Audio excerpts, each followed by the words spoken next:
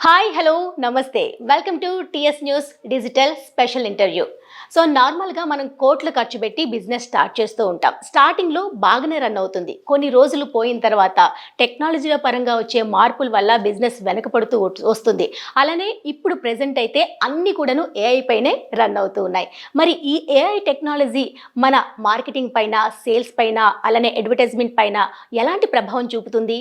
దీన్ని మనం అందిపుచ్చుకుపోతే వచ్చే నష్టాలేంటి, అలానే దీన్ని అందిపుచ్చుకుంటే వచ్చే లాభాలేంటి, వీటన్నిటి కూడా క్లియర్గా ఎక్స్ప్లెయిన్ చేసేందుకు మనతో పాటు ఉన్నారు బిజినెస్ ఎక్స్పర్ట్ దివాకర్ సింగ్ గారు. ఇంకా ఆలస్యం చేయకుండా ఆయన్ను పలకరించేద్దాం. నమస్తే సార్. నమస్కారం. ఎలా ఉన్నారండి? చాలా బాగున్నాను లహరి గారు. ఎస్ సార్, ఇవాళ మనం చాలా ఇంపార్టెంట్ మ్యాటర్ మాట్లాడుతున్నాము. ఏంటి అంటే బిజినెస్ ప్రతి ఒక్కరు స్టార్ట్ చేస్తూ ఉంటారు. స్టార్టింగ్లో బాగానే రన్ అవుతుంది. మరి ఈ ఏఐ టెక్నాలజీ వచ్చిన తర్వాత చాలా మార్పులు కనిపిస్తున్నాయి ప్రతి బిజినెస్లో కూడా. సో మీరైతే ఈ ఏఐ టెక్నాలజీని మనం ఉపయోగించుకోవడం వల్ల వచ్చే లాభాలేంటి, ఉపయోగించుకోవడం వల్ల వచ్చే నష్టాలేంటి, కొంచెం క్లియర్గా మా వ్యూవర్స్కి ఎక్స్ప్లెయిన్ చేస్తారా? చాలా ఎక్సైటింగ్ టైంలో ఉన్నామండి మనం. మొత్తం ల్యాండ్స్కేప్ ఆఫ్ బిజినెస్ అనేది ఏఐ ద్వారా మారిపోతుంది. ఇప్పుడు ఆల్రెడీ అవి ఎమర్జింగ్ టెక్నాలజీస్ అన్నాం మనం, కానీ ఇప్పుడు ఆల్రెడీ అవి డిస్రప్టింగ్ టెక్నాలజీస్ లాగా మారిపోయాయి. సో వ్యాపారంలో చేసే విధానాలకు ఏ విధంగా అయితే మీరు ఒక ప్రోడక్ట్, ఒక సర్వీసు మీరు పెట్టుకొని మార్కెట్లో వెళ్తారు, మార్కెటింగ్ చేసే విధానము, సేల్స్ చేసే విధానము ఇప్పుడు ఆర్టిఫిషియల్ ఇంటెలిజెన్స్ వాడడం వల్ల చాలా ఇంపాక్ట్ఫుల్ గా మీరు చేయడానికి అవకాశం వస్తుంది. ఓకే, ఎట్లా ఎగ్జాంపుల్ గా మాకు కొంచెం క్లియర్ గా ఎక్స్ప్లెయిన్ చేస్తారా? ఎగ్జాంపుల్ అంటే ఇప్పుడు ఒక లీడ్ జనరేషన్ మెథడాలజీ అని ఉంటుంది. లీడ్ జనరేషన్ మెథడాలజీ ఇప్పుడు మీకు టార్గెట్ ప్రాస్పెక్ట్స్ ఎవరైతే ఉన్నారో ఈ మెథడ్స్ ని మీరు పాతగా ఏ విధంగా అయితే మార్కెట్ రీసెర్చ్ చేసి క్యాప్చర్ చేసేవాళ్ళు, ఇప్పుడు మీకు ఆర్టిఫిషియల్ ఇంటెలిజెన్స్ ఎవరెవరు మీ ప్రోడక్ట్ కి ఇంట్రెస్ట్ చూపిస్తున్నారనే ఇన్ఫర్మేషన్ ఇచ్చే టూల్స్ వచ్చేసాయి.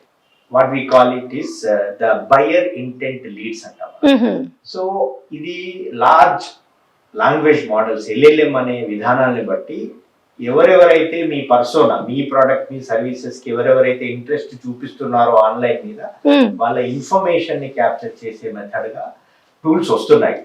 సో ఇప్పుడు మీరు పాత పద్ధతులు ఏ విధంగా అయితే మార్కెట్ రీసెర్చ్ చేసుకొని డేటా తీసుకొని వచ్చి కోల్డ్ కాలింగ్ చేసి వ్యాలిడేట్ చేసి ఇంట్రెస్ట్ ఉందా లేదా తెలుసుకునే విధానాల కంటే ఈ టూల్స్ ని వాడి అతి తొందరగా మీ టార్గెట్ ప్రాస్పెక్ట్, మీ వినియోగదారుడు ఎవరైతే మీ ప్రోడక్ట్ సర్వీసెస్ కి మీకు సూటబుల్ గా ఉంటారో వాళ్ళకి రీచ్ అయ్యే విధంగా టూల్స్ వస్తున్నాయి. సో మీరు పాత పద్ధతులను కంటిన్యూ చేస్తూ ఎవరైతే వ్యాపారంలో ఉన్నారో మీకు ఈ కొత్త విధానాల మీద కూడా మీరు ఎలాంటి టూల్స్ వస్తున్నాయి, ప్రపంచ వ్యాప్తంగా ఏ విధమైనటువంటి డెవలప్మెంట్స్ అవుతున్నాయి, ఎలాంటి కొత్త విధానాలు వస్తున్నాయి, ఎలాంటి టూల్స్, ఏ స్పెసిఫిక్ ఆపరేషన్స్ మనం ఒక బిజినెస్ ప్రాసెస్ చేసేటప్పుడు, సేల్స్ ప్రాసెస్ చేసేటప్పుడు, మార్కెటింగ్ ప్రాసెస్ చేసేటప్పుడు కొత్త కొత్త టూల్స్ వస్తూ ఉంటాయి. ఆ కొత్త టూల్స్ ఏ ప్రాసెస్ కి ఏది ఎఫెక్టివ్ గా పనిచేస్తుంది అనేది మీరు ఒక కన్ను వేసి ఒకవైపు దాని మీద ఆలోచిస్తూ ఏమేమి వస్తున్నాయని తెలుసుకోవడం చాలా అవసరం. ఎందుకంటే మీకు వ్యాపారంలో ఎవరైతే కాంపిటీషన్ లో ఉన్నారో వాళ్ళు ఇలాంటి కొత్త టూల్స్ ని వాడడం వల్ల వాళ్ళు చాలా ఎఫెక్టివ్ గా ముందుకు వెళ్ళిపోయి మీరు ఇంకా పాత పద్ధతులను అదే ఇంటెన్సిటీ తోటి, అదే ఇన్వెస్ట్మెంట్ తోటి మీరు వెళ్తూ మీరు వెనుకబడిపోయే అవకాశాలు ఎక్కువ. మార్కెటింగ్, సేల్స్, అడ్వర్టైజ్మెంట్ పరంగా ఈ ఏఐ టెక్నాలజీ మనకి ఏ విధంగా ఉపయోగపడుతుంది సార్? ఇప్పుడు ఏఐ టెక్నాలజీ ఎలా ఉందంటే మీ కంపెనీ గురించి ఆ ఇన్స్టాన్స్ కి మీరు ఏ ఇన్స్టాన్స్ కి మీరు ఫీడ్ చేస్తే మీ కంపెనీకి ఉన్న కాంపిటేటర్స్ ఎవరు అనే లిస్ట్ ఇచ్చేస్తుంది. ఆ కాంపిటేటర్స్ లోకి స్వాట్ అనాలిసిస్ అంటాం మనం. ఎప్పుడైతే ఈ స్వాట్ అనాలిసిస్ ని మనం మన strengths, weaknesses, opportunities, threats of our company, hour analysis ని వాళ్ళకున్న స్వాట్ తో కంపేర్ చేసి వాళ్ళు ఇన్ని విధాలుగా మీకు ముందుగా ఉన్నారు, ఇన్ని విధాలుగా మీరు వెనుకబడి ఉన్నారు అని మీకు అనాలిసిస్ చేసి చెప్పడం వల్ల ఇప్పుడు ఇంతకు ముందు మనం యాజ్ ఎ హ్యూమన్స్, ఎంటర్‌ప్రెన్యూర్స్ లాగా మనం డిసిషన్ తీసుకునే వాళ్ళం. ఏది అంటే మనకు 10 సంవత్సరాల ఎక్స్పీరియన్స్ ఉంటే ఎక్కువ ఎఫెక్టివ్ గా మనం డిసిషన్స్ తీసుకునే వాళ్ళం, 20 సంవత్సరాలకు ఇంకా ఎఫెక్టివ్ గా. ఇప్పుడు ఏఐ ఎక్స్పీరియన్స్ కొన్ని వేల సంవత్సరాల ఎక్స్పీరియన్స్ లాగా అది మీకు యూజ్ అవుతుంది. దాన్ని మీరు తీసుకొని ఓకే నాకు ఇప్పుడు ఈ పాయింట్ లో నేను స్వాట్ లో నా స్ట్రెంగ్త్ తగ్గింది, ఇక్కడ నా వీక్నెసెస్ ఉన్నాయి, ఇక్కడ నా స్ట్రెంగ్త్ ఉంది, ఇక్కడ ఇంకా నేను ఇంప్రూవ్ చేసుకోవాలి, ఇక్కడ నా ఆపర్చునిటీస్ మిస్ అవుతున్నాయి అనేది అనాలిసిస్ చేసే టూల్స్ మార్కెట్ లో వచ్చాయి. సో అవన్నీ వస్తున్నాయి, ఇంకా చాలా డెవలప్మెంట్ అవుతుంది. మనకి ఇన్ఫర్మేషన్ ఈ లార్జ్ లాంగ్వేజ్ మోడల్స్ నీ ఏ ఇన్ఫర్మేషన్ అయినా మీరు ఇప్పుడు ఈ రోజు ChatGPT లో మీరు ఏది అడిగినా అది ఇన్ఫర్మేషన్ ఇస్తుంది. ఒక హాస్పిటల్ గురించి అడగండి, శాటిలైట్ గురించి అడగండి, ఒక ఏదైనా నక్షత్రం గురించి కానీ దాని పుట్టుకూరవతారాలన్నీ చెప్పేస్తుంది. సో అదే విధంగా మీకు మీ కాంపిటీషన్ లో డ్రిల్ డౌన్ ఇన్ఫర్మేషన్ కూడా ఇస్తుంది. కాబట్టి మీరు ఈ పద్ధతులను చాలా ఎఫెక్టివ్ గా వాడడం వల్ల మీరు పాతగా ఏదైతే ఫాలో అవుతున్నారో దానికి ఇవి జోడించి ఇంకా ఫాస్ట్ గా మార్కెట్ లో వెళ్ళగలరు. ఇప్పుడు కాంపిటీషన్ చాలా పెరుగుతోంది, గ్లోబల్ కాంపిటీషన్ వస్తుంది మనకి. మనము అమెరికన్ బిజినెస్ తీసుకుంటున్నాము, అమెరికన్ వాళ్ళు వేరే కంట్రీస్ బిజినెస్ తీసుకుంటున్నారు. అలా ఆ విధంగా చాలా వరకు క్రాస్ సెల్లింగ్ అనేది జరుగుతుంది. క్రాస్ బార్డర్ సెల్లింగ్ అంటాం మనం. సో మన ప్రోడక్ట్స్ కానీ, మన ఉత్పత్తులు కానీ, మన సర్వీసెస్ కానీ ఎక్కువగా వెళ్ళాలి అంటే మనము ప్రోడక్ట్ ఇన్నోవేషన్ చేశాం, సర్వీసెస్ ఇన్నోవేషన్ చేశాం, కానీ చాలా వరకు సేల్స్ ఇన్నోవేషన్స్, మార్కెటింగ్ ఇన్నోవేషన్స్ ఎక్కువగా మనం చేయలేదు. మనం చేయాల్సిన అవసరం ఉంది. దానికి ఈ టెక్నాలజీని సేల్స్ అండ్ మార్కెటింగ్ పరంగా యూజ్ చేయాలి అవసరం. రైట్, మీరు చెప్పేటట్టు ఇది కరెక్ట్ గా యూజ్ చేస్తే కనుక మనం కూడా ఫస్ట్ వేలోనే ఉంటాం. కాకపోతే గైడెన్స్ అనేది కంపల్సరీ. ఎలా మనం అప్రోచ్ అవ్వాలి, ఎలాంటివి మనం టెక్నికల్ గా యూజ్ చేయాలని చెప్పి పాయింట్ అనేది మనకు ఎవరు గైడెన్స్ ఇస్తారు? గైడెన్స్ అంటే ఇప్పుడు మెంటార్స్ ఉంటారు, ఎవరైతే అడ్వాన్స్డ్ AI లో పనిచేస్తున్నారో ముందు నుంచి వాళ్ళకి ఐడియా ఉంటుంది. అయితే ఏ బిజినెస్ కి ఎవరు ఏ ప్రోడక్ట్ ఏ టూల్ అనేది మళ్ళీ దానికి సెపరేట్ గా ఉంటుంది. సో మీరు ఒక కన్సల్టేషన్ తీసుకోవడం వల్ల మెంటర్స్ దగ్గరికి వచ్చి AI డ్రివెన్ స్ట్రాటజిక్ కన్సల్టింగ్ అంటారు. సో మీకు కంపెనీకి ఉన్న డీటెయిల్స్ అన్ని వాళ్ళకి ఇస్తే వాళ్ళు స్టడీ చేసి మీకు ఒక స్ట్రాటజీ డాక్యుమెంట్ ఇస్తారు. ఆ స్ట్రాటజీ డాక్యుమెంట్ మీరు కంపేర్ చేసుకొని స్టెప్ బై స్టెప్ మీరు ఫాలో చేయడం వల్ల అందులో ఏ టూల్స్ మీరు వాడాలి, మీకు ఏది సూటబుల్ అవుతుంది, మీ బిజినెస్ కరెంట్ కండిషన్స్ ఏంటి, మీరు ఏ విధమైనటువంటి రిసోర్సెస్ ని యాడ్ చేయాలి, ఎలాంటి రిసోర్సెస్ తో గెట్ రీడ్ ఆఫ్ అయిపోవాలి, అలా ఆల్ పారామీటర్స్ ఒక విధమైనటువంటి స్ట్రాటజీ డాక్యుమెంట్ ఇస్తుంది. ఏ కన్సల్టెంట్స్ ద్వారా, ఏ బిజినెస్ కన్సల్టెంట్స్ ద్వారా వెళ్ళి మీరు మీకు కావాల్సిన చెప్పి మీరు అడ్వైజెస్ తీసుకోవచ్చు. Apart from also there are lot of solutions. మీరు ఒక ఫోకస్ అంటే రెగ్యులర్ మెథడాలజీ ఇదే చేసి దాన్నే రిపీటెడ్ గా మీకు రావట్లేదు బిజినెస్ అంటే ఇంకా ఎన్హాన్స్ చేస్తున్నారు. అదే మెథడ్స్ ని ఎన్హాన్స్ డబుల్ రెట్టింపు ఉత్సాహంతో అదే పని చేస్తున్నారు. అలా కాకుండా మీరు కొత్త విధానాలకు ఏమున్నాయి, నేను ఎందుకు అంత ఈజీగా బిజినెస్ అవ్వలేకపోతుంది. ఇంతకు ముందు లాస్ట్ ఇయర్ నేను 10 crore టర్న్ ఓవర్ చేశాను, 20 crore టర్న్ ఓవర్ చేశాను. ఈ రోజు నాకు 20 crore కావడానికి ఎందుకు ఇంత కష్టం అవుతుంది? ఇది అందరికి కారణం కాంపిటీషన్ పెరగడం, కాంపిటీషన్ అడ్వాన్స్డ్ టెక్నాలజీస్ ని వాడడం. సో మీరు కూడా వాడడం వల్ల మీరు వాళ్ళ బిజినెస్ ని ఎంకరేజ్ చేసుకొని మీరు ఇంకా ముందుకు వెళ్ళే అవకాశం ఉంటుంది. సార్, నార్మల్గా ఇతర దేశాలతో పోల్చుకుంటే మన దేశం ఈ టెక్నాలజీ AI టెక్నాలజీని ఉపయోగించుకోవడంలో కాస్త వెనకబడి ఉందనే చెప్పాలి. దీనికి రీజన్ ఏంటంటారు? యాక్చువల్లీ ఒక థియరీ ఉంటుందండి, డిఫ్యూజన్ ఆఫ్ ఇన్నోవేషన్ అంటాం. అందులో ఎలా ఉంటుందంటే ఒక అమెరికా లాంటి దేశాన్ని తీసుకుంటే 2.5% ఇన్నోవేటర్స్ ఉంటారు. తర్వాత ఒక 30% ఎర్లీ అడాప్టర్స్ అంటారు. మీరు ఇన్నోవేషన్ అడాప్షన్ చేసుకోవడానికి ఒక 30% మెంబర్స్ ఎర్లీ అడాప్టర్స్, తర్వాత లేట్ అడాప్టర్స్ ఉంటారు ఇంకో 30%. మిగతా 16% ఏదైతే ఉంటుందో అది లాగర్డ్స్ అంటారు. భారతదేశంలో ఏంటంటే ఇన్నోవేటర్స్ శాతం ఎక్కువ.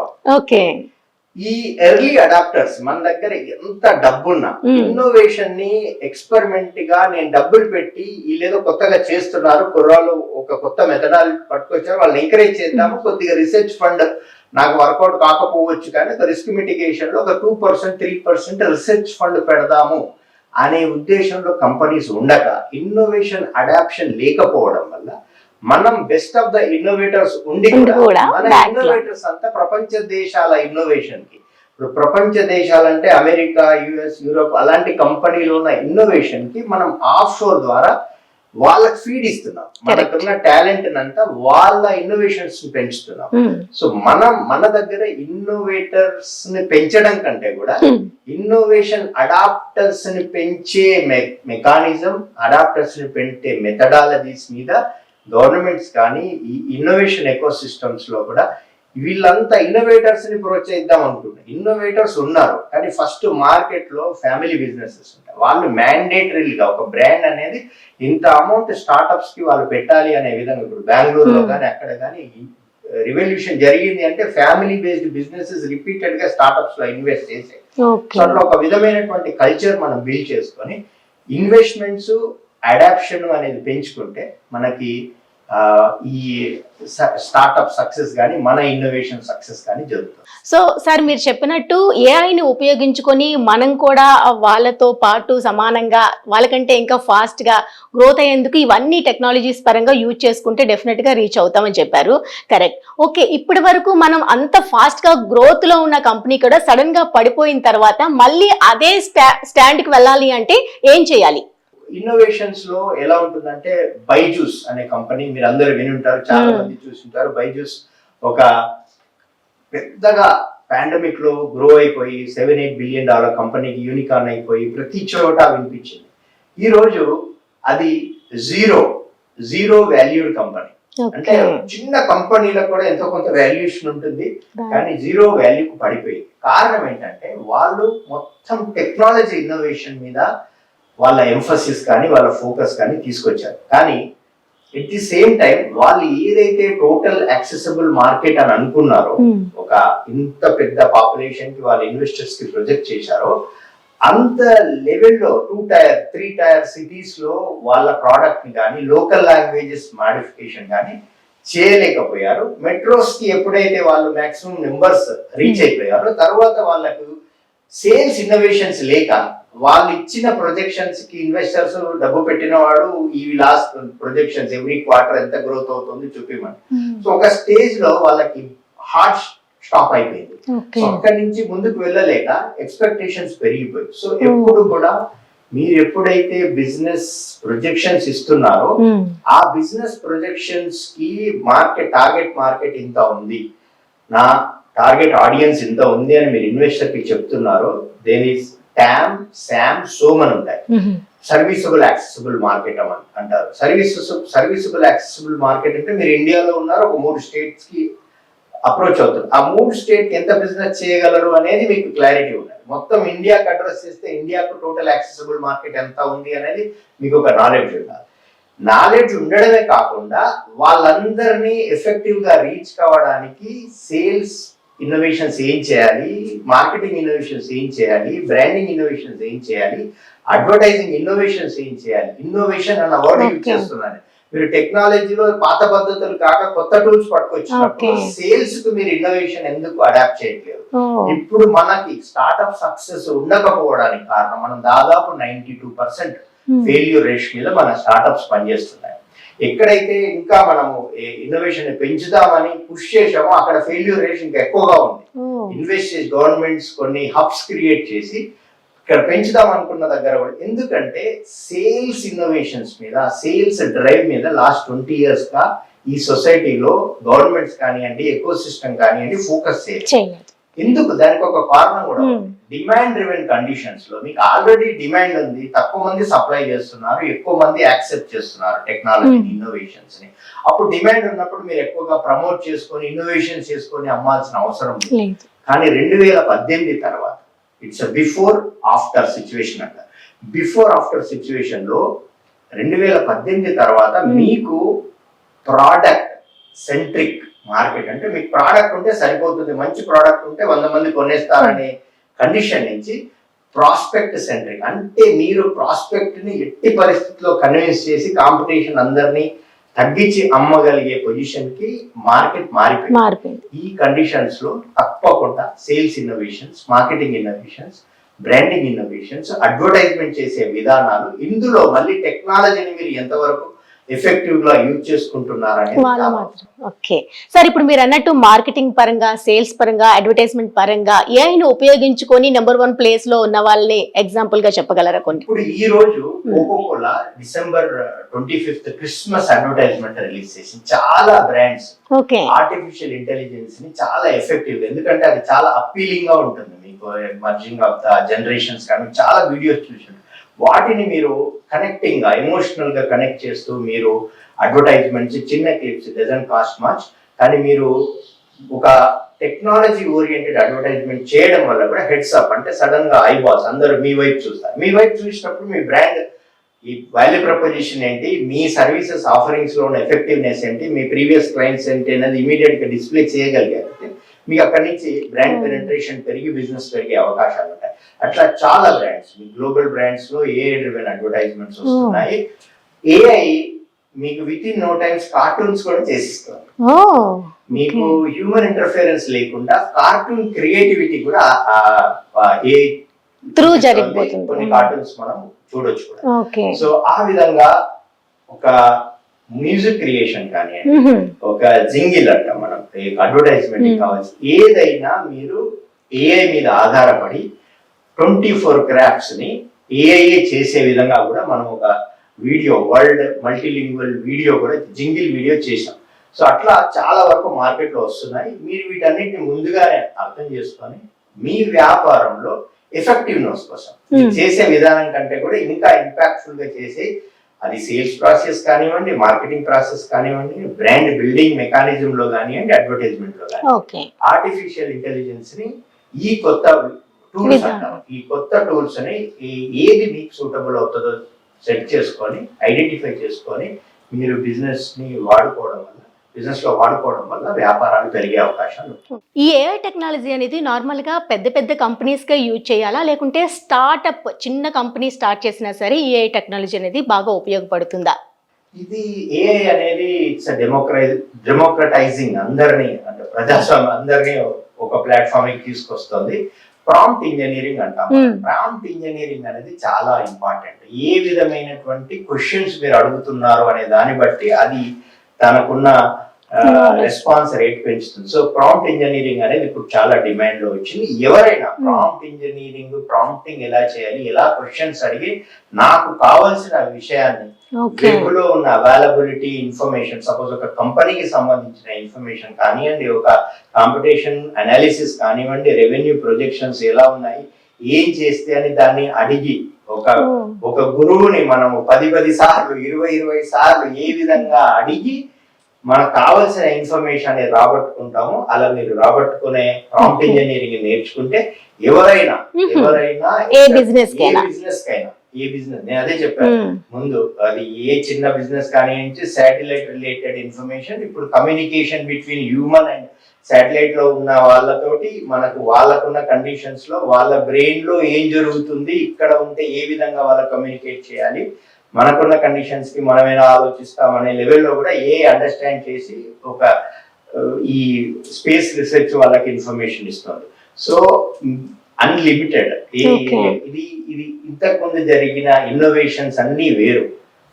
మీకు వెబ్ చూశారు, ఇంటర్నెట్ చూశారు, కలర్ టీవీ, మనం అన్ని చూసాం, మొబైల్, అన్నిటికీ కొద్దిగా ఒక విధమైనటువంటి టైము, మనకు అర్థం చేసుకునే టైం అవన్నీ ఉన్నాయి. కానీ ఏఐ వచ్చే 4 సంవత్సరాల్లో మొత్తం వ్యాపార విధానాలని మార్చేసే పరిస్థితిలో వస్తుంది. కాబట్టి ముందే మనము ప్రిపేర్ గా ఉండి మనము ఆ మార్పుకి మనమే ఒక విధమైనటువంటి నాంది పలికి మనం కూడా ఆ మార్పుకు కారణమైతే మనకి సక్సెస్ వస్తుంది, మనం కాంపిటీషన్ లో గట్టిగా నిలబడగలుగుతాం. Super, thank you so much Diwakar Singh గారు. మీ ఇన్ఫర్మేషన్ ప్రతి ఒక్కరికి బాగా యూజ్ అవుతుంది. మార్కెటింగ్లో మనం ముందంజలో ఉండాలి, అలానే సేల్స్లో ఫస్ట్ ప్లేస్లో దక్కించుకోవాలి అనుకుంటే ఏ టెక్నాలజీ ఏ విధంగా ఉపయోగించుకోవాలి, అలానే చిన్న చిన్న చేంజెస్ ఎలా చేసుకోవాలి, ఇవన్నీ కూడా మా వ్యూవర్స్కు చాలా క్లియర్గా ఎక్స్ప్లెయిన్ చేసినందుకు ధన్యవాదాలండి. థ్యాంక్ యూ లహరి గారు. Thank you so much. Thank you sir.